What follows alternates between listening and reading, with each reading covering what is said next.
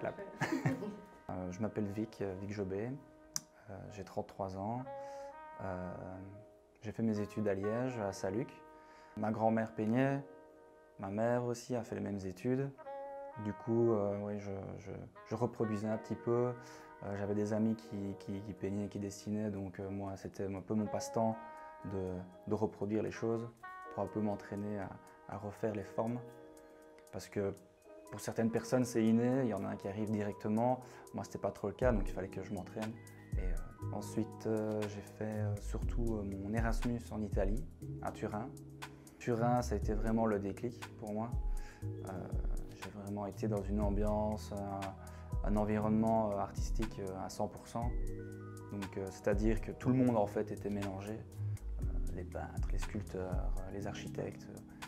Et mon prof là-bas était vraiment top. C'est lui qui m'a vraiment fait le déclic au niveau des portraits, qui m'a poussé un petit peu à aller chercher le détail.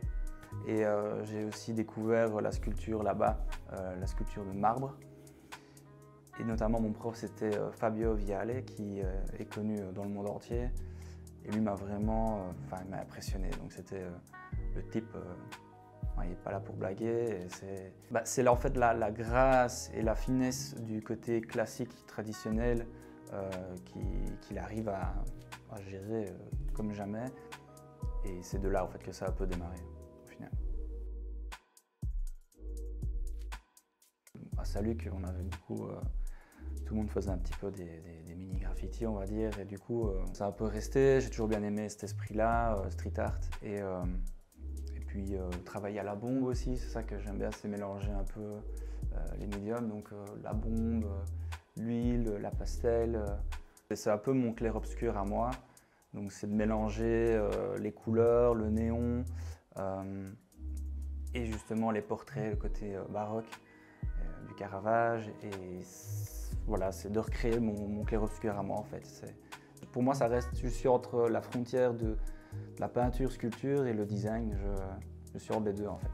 J'ai toujours voulu travailler avec du néon, enfin en tout cas des lumières. Pour les néons, j'ai Dan Flavin qui lui a beaucoup fait des installations avec ces néons, mais des néons tubes, notamment Connor Harrington. Pour moi, c'était vraiment le gars, c'est le magicien des couleurs, donc il arrive vraiment à mêler les choses et je regarde toujours ce qu'il fait, c'est vraiment impressionnant. Et je me disais, ouais non, c'est trop compliqué, enfin comme à chaque fois on se dit, c'est pas possible.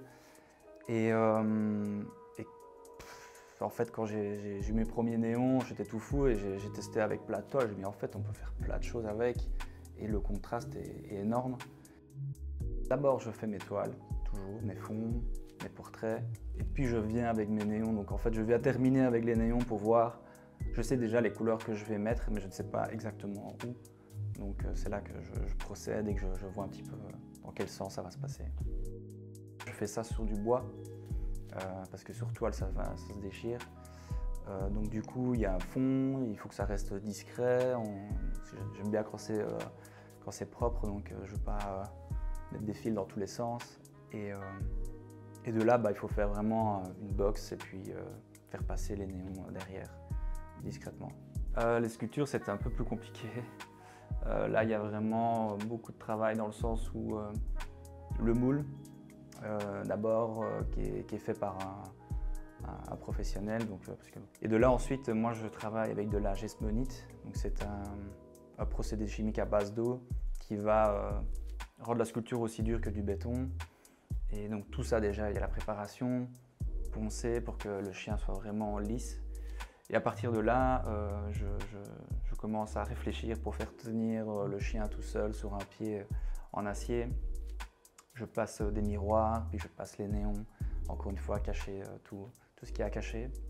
Et quand tout ça est fini, c'est la partie un peu plus cool, c'est quand je dois peindre et créer quoi. Je dis toujours que c'est de l'abstrait figuratif, alors déjà là ça bloque et puis je dis je mets le néon avec des miroirs, dans des sculptures et là ça devient encore plus compliqué. Là moi je sors mon téléphone, je dis tiens regarde mon Instagram. Mais non, je ne cherche pas forcément à faire passer un message directement dans mes œuvres Et c'est vraiment la couleur qui prime. Donc là, je travaille beaucoup l'orange fluo, donc c'est quand même un peu puissant. Et on voit qu'il y a, il y a un retour, on se projette dedans, mais après, voilà, la personne n'a pas forcément besoin d'expliquer son sentiment. C'est tant que je vois le petit regard, moi ça me fait plaisir. Donc voilà.